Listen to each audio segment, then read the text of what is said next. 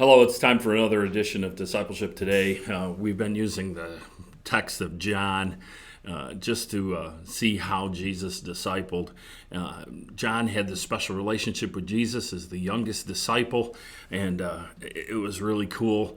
We've been going through John, and I'm in John 13, and I'm going to read a short section here, verses 31 through 35, and then we're going to talk about it a little bit.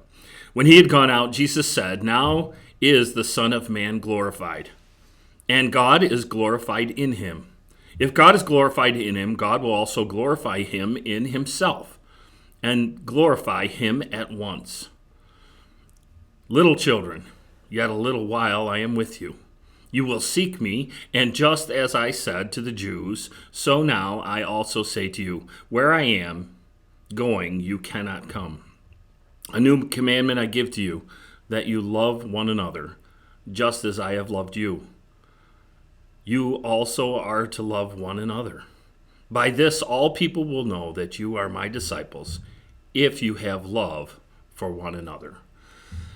Jesus having a conversation with his disciples here, telling them about how the world's going to recognize that we're disciples of Jesus. He's also talking in the beginning of this passage about glorification. How is it that Jesus is glorified, and how is God glorified? And I heard this analogy the other day. It's as if you have two captains of a basketball team that are picking people that they want to play on their team. And one of those captains happens to be Michael Jordan. And Michael Jordan points at you and says, "I want you to be on my team." And that's how you're glorified, because Michael Jordan picked you.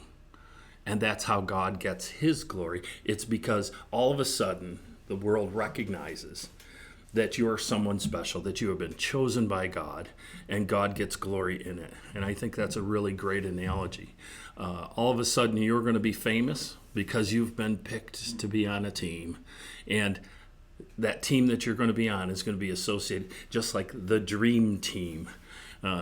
In basketball for the Olympics.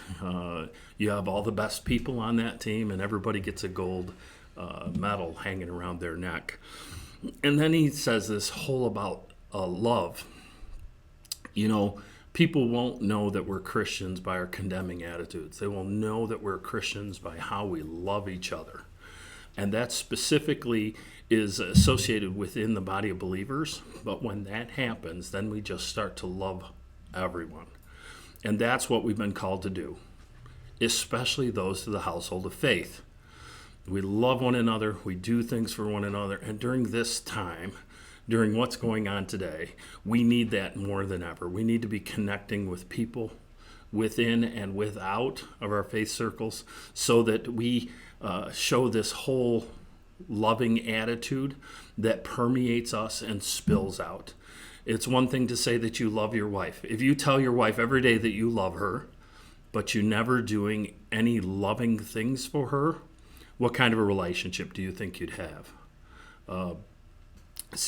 It can't just be inside of us. It's got to spill out through our hands, and that's what God's told us to do.